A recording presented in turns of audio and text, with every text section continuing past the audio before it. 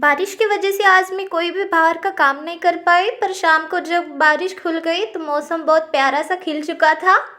और ये कौवा हमारी राह देख रहा था कि कब हम बगीचे से बाहर निकलेंगे और कब इसे फल खाने को मिलेंगे। और पापा सबके लिए फल तोड़ रहे थे।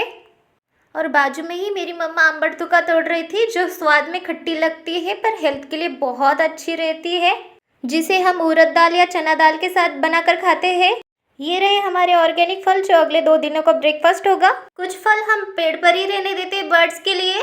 बुलबुल को भी सीताफल खाना बहुत अच्छा लगता है, वो दूसरे बर्ड्स को फल खाने नहीं देता। आज हल्का खाने का मन कर रहा था, इसलिए मम्मा ने मेरे लिए व्हाइट पुलाव बनाया था।